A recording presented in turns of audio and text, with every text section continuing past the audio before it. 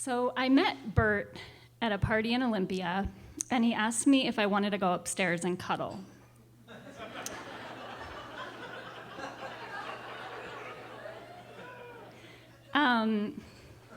So, I was a little isolated when I lived in Olympia, and I ended up hooking up with this guy. He actually reached out to me a couple days later and asked me if I wanted to go to a yoga class, but I didn't want to go to a yoga class with him. I actually just wanted him to come over. So I invited him over, and we hooked up, and then I didn't hear from him for like a week or two, and I didn't really know why, although, I didn't really like this guy that much. Like, he was a little bit of an over talker. It was kind of hard to get rid of him sometimes.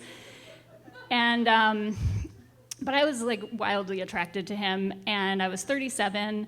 So, but then, so meanwhile, that week I had 2 injuries. One of them was that I was walking in my neighborhood and just fell and injured my hands. I don't know how it happened, but. And then, like, the same day, I had a huge mug, and I dropped it on my big toe, and it like, my big toe blew up into a big blood blister. And it was super, super painful. So I was in pain all day.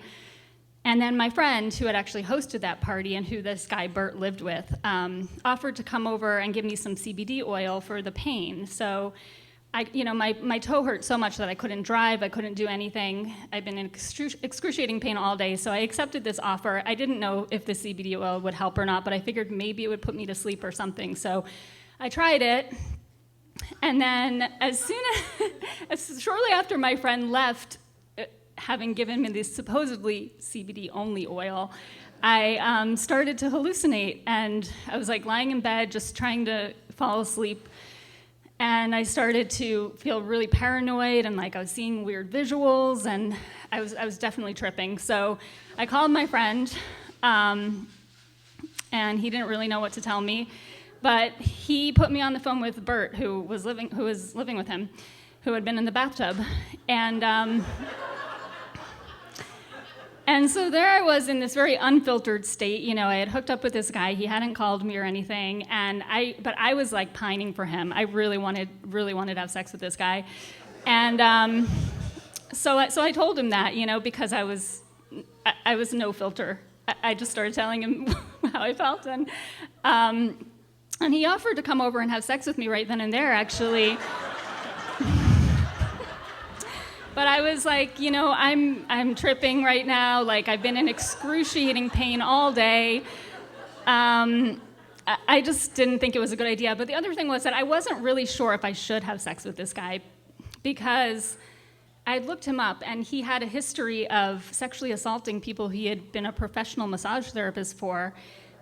And I asked a friend of mine about him, and he was like, "This guy is bad news. Don't go near this person." But for some reason, I still felt like I needed to. And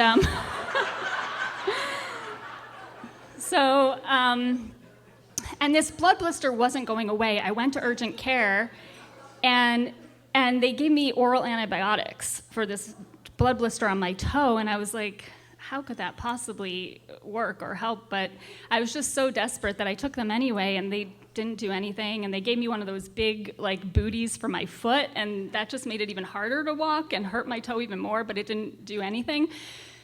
So I finally realized, which I know none of you are going to believe me, so that's fine, but I realized that I needed to have sex with Bert, and that would somehow resolve this situation.